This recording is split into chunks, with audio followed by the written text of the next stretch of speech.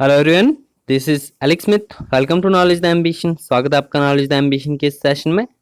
तो यहाँ पर हम कर रहे हैं हिमाचल वंडरलैंड एमसीक्यूज की इस सीरीज, जिसका पार्ट 72 हम आज डिस्कस करने वाले हैं। ये पार्ट 72 है।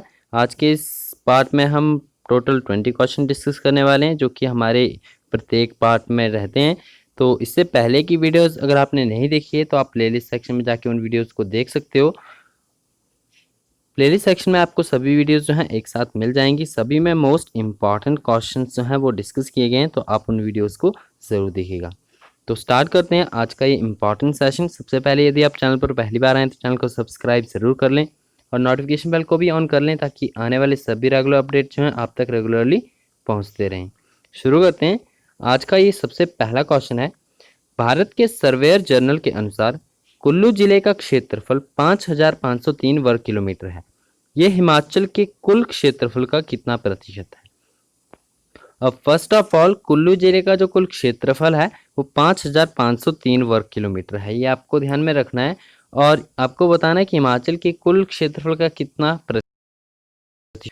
तो हिमाचल प्रदेश का कुल क्षेत्रफल कितना है? वो है 55,673 वर्ग किलोमीटर। और जो कुल्लू जिले का क्षेत्रफल है वो हिमाचल के कुल क्षेत्रफल का कितना है? 9.76% है। ये 5,503 वर्ग किलोमीटर जो है ये कुल क्षेत्रफल का 9.76% है। ऑप्शन नंबर 1 इसका राइट आंसर है। कुल्लू जिला जो है वो 1963 में जिला बना था और आकार की दृष्टि से जो है प्रदेश के जिलों में कुल्लू का स्थान जो है वो चौथा है। तो आपको ये डिटेल्स भी इसके बारे में ध्यान रखनी है। नेक्स्ट क्वेश्चन नंबर 2, कुल्लू जिले की सबसे ऊंची चोटी इंद्रासन की समुद्र तल से ऊंचाई कितनी है? कुल्लू जिले की सबसे ऊंची चोटी कौन सी है? वो है इंद्रासन। अब इसकी समुद्र तल से ऊंचाई आपको बतानी है। आपके ऑप्शन यहाँ पर है 6,001 मीटर, 6,220 मीटर, 6,078 मीटर या फिर इनमें से कोई नहीं। तो इस क्वेश्चन का राइट आंसर है आपका ऑप्शन नंबर 2, यानी 6,220 मीटर। कुल्लू जिले की ये ऊंची चोटियों में से एक है, सबसे ऊंची चोटी है इंद्रासन। इसकी समुद्र तल से ऊंचाई जो है 6,220 मीटर है।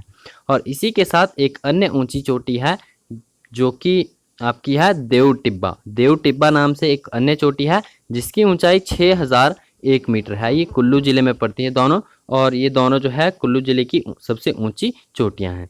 नेक्स्ट है क्वेश्चन नंबर 3, भृगुसर झील निम्न में से किस जिले में स्थित है?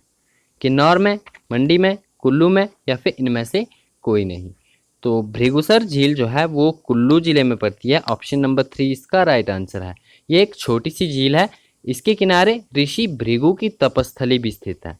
ये मनाली से 10 किलोमीटर की दूरी पर स्थित है। इसका रास्ता जो है वशिष्ठ कुंड से होकर जाता है और अंतिम 4 मील जो है इस रास्ते के ऊपर चढ़कर यहाँ पर पहुँचने के लिए जाना पड़ता है। तो भृगुसर झील एक छोटी सी झील है जो कि कुल्लू जिले में पड़ती है। ऑप्शन नंबर 3 इसका राइट आंसर है।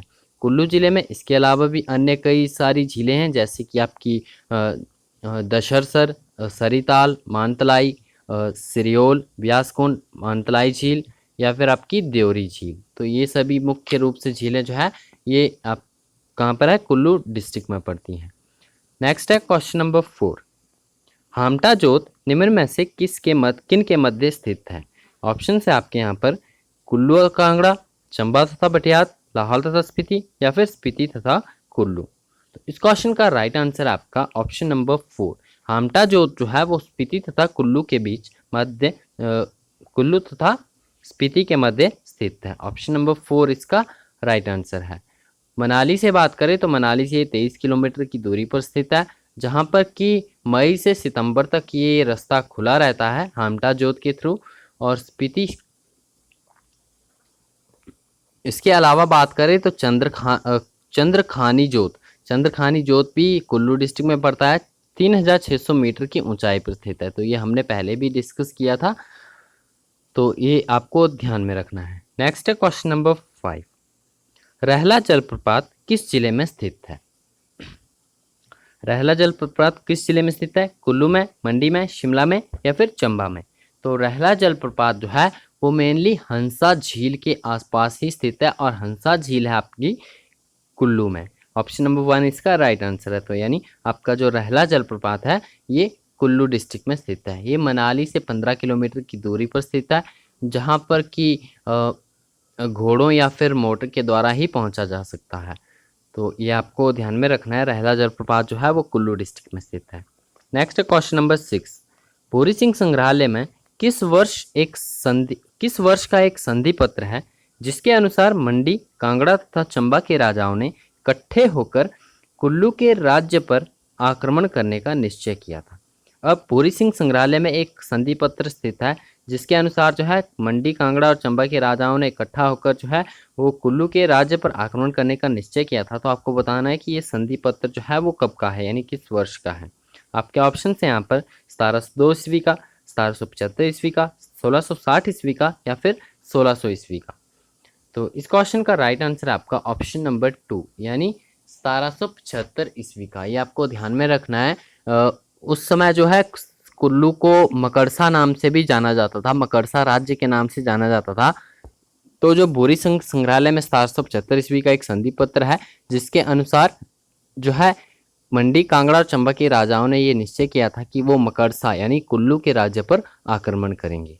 नेक्स्ट क्वेश्चन नंबर 7, एक प्राचीन परंपरा व किंवदंती के अनुसार कुल्लू घाटी का असली नाम क्या था?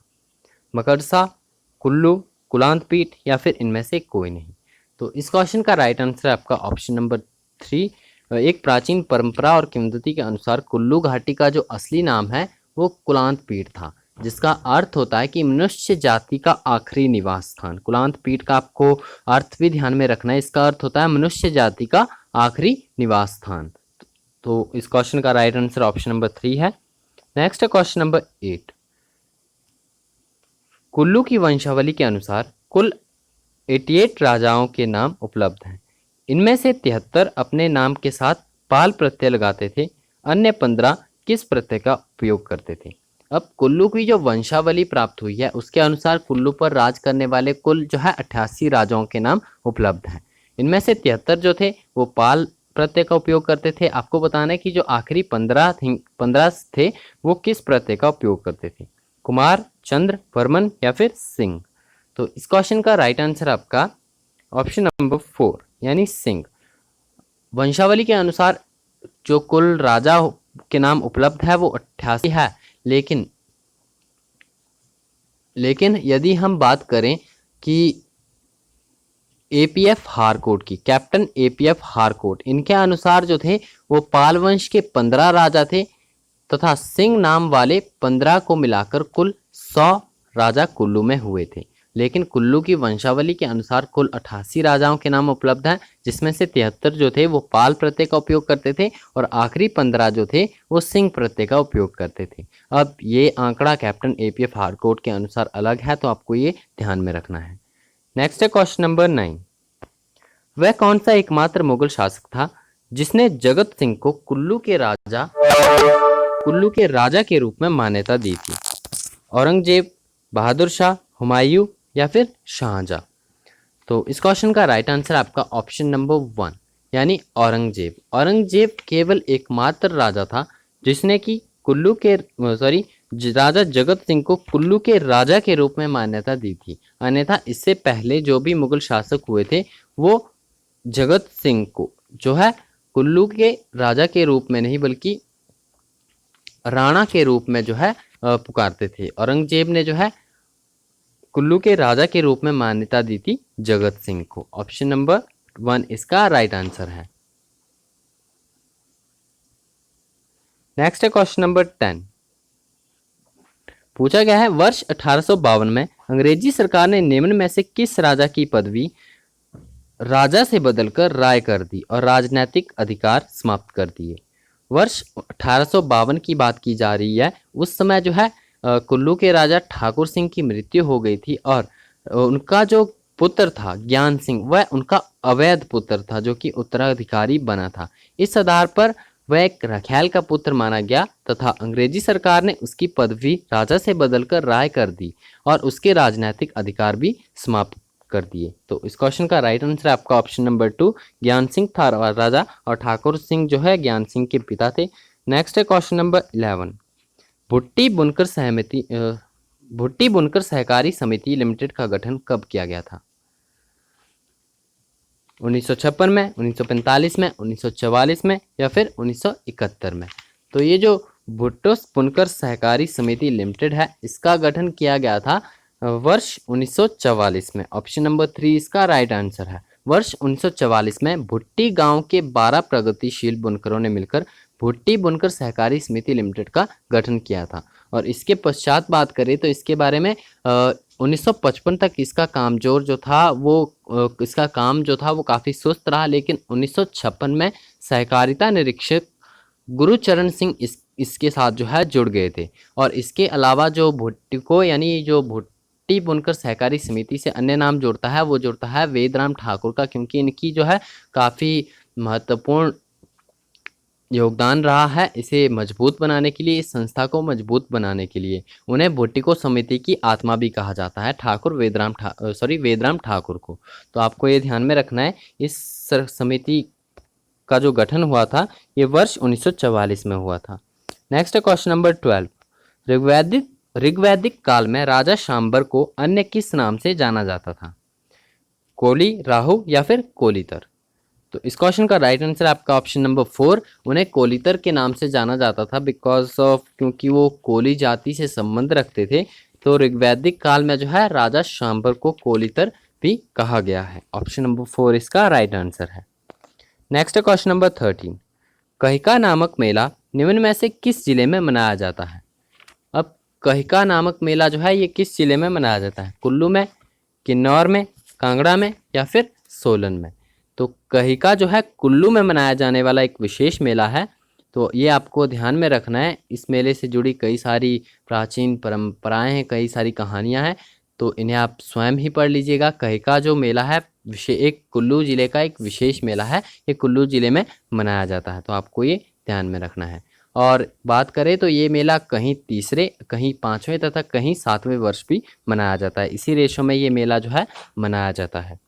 नेक्स्ट है क्वेश्चन नंबर 14।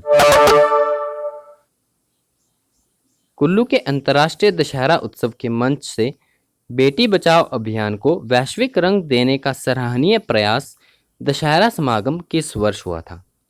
अब कुल्लू का दशहरा जो है प्रत्येक वर्ष मनाया जाता है। यहाँ पर आपको बताना है ये अंतर्राष्ट्रीय दशहरा उत्सव जो है इसके मंच से बेटी बचाओ अभियान को वैश्विक रंग देने का सराहनीय प्रयास किया गया था।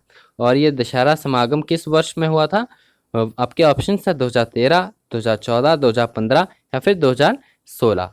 तो इस क्वेश्चन का राइट आंसर आपका ऑप्शन नंबर 2 यानी 2014। 2014 में जब कुल्लू का दशहरा ये अंतर्राष्ट्रीय स्तर का दशहरा है, इस दशहरे में जो है बेटी बचाओ अभियान को वैश्विक रंग देने का सराहनीय प्रयास दशहरा समागम 2014 में हुआ था। ऑप्शन नंबर 2 इसका राइट आंसर है। Next question number 15। वर्ष 2014 में रियासतकालीन शहर कुल्लू में कुल कितनी महिलाओं ने एक साथ एक ही स्थान पर लोक नृत्य कुल्लवी नाट्य पेश करते हुए वर्ल्ड रिकॉर्ड बनाया था? आपके ऑप्शन यहाँ पर है 7,985, 8,028, 8,760 या फिर 9,158। तो इस क्वेश्चन का राइट आंसर है आपका ऑप्शन नंबर 3 यानी 8,760 महिलाओं ने जो है एक साथ एक ही स्थान पर लोक नृत्य कुल्लवी नाट्य पेश करते हुए इस रूप में नया वर्ल्ड रिकॉर्ड कायम किया था। इसके अलावा बात करें तो इससे पहले जो है लैटिन अमेरिका के बोलीविया की मशहूर टिटिकावा झील के समीप 2700 लोगों के नाम एक साथ लोक नृत्य पेश करने का वर्ल्ड रिकॉर्ड दर्ज था। लेकिन वर्ष 2014 में जो है ये नया वर्ल्ड रिकॉर्ड कुल्लू अंतर्राष्ट्रीय दशहरे में बनाया गया। कुल 8,760 महिलाओं ने एक साथ एक ही स्थान पर जो है लोक नृत्य कुल्लवी नाट्य पेश की थी। नेक्स्ट है क्वेश्चन नंबर 16। कुल्लू घाटी में सेब का बगीचा लगाने वाला प्रथम व्यक्ति कौन था? वेदराम ठाकुर, श्री महेश्वर सिंह, पागा बंशी लाल। तो इस क्वेश्चन का राइट आंसर आपका ऑप्शन नंबर 4 है। पागा बंशी लाल जो थे वो कुल्लू घाटी में सेब का बगीचा लगाने वाले प्रथम व्यक्ति थे। Next question number 17। सन 2010 में निम्न में से किसके द्वारा लोकहित पार्टी बनाई गई थी? श्री महेश्वर सिंह, प्रताप सिंह, करम सिंह ठाकुर या फिर अजीत सिंह। तो सन 2010 में जो है श्री महेश्वर सिंह के द्वारा जो है लोकहित पार्टी स्थापित की गई थी? ऑप्शन नंबर 1 इसका राइट आंसर है। इसके पश्चात बात करें तो श्री महेश्वर सिंह जो थे कुल्लू राज परिवार के वंशज हैं।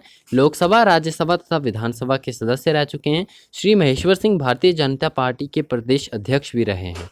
सन 2010 में इन्होंने हिमाचल लोकहित पार्टी बनाई, लेकिन वर्ष 2014 में पुनः भारतीय जनता पार्टी में आ गए थे। 2017 का विधानसभा चुनाव वह कुल्लू से हार गए थे। तो आपको यहाँ पर ध्यान में रखना है, श्री महेश्वर सिंह के द्वारा ही 2010 में लोकहित पार्टी बनाई गई थी। नेक्स्ट है क्वेश्चन नंबर 18।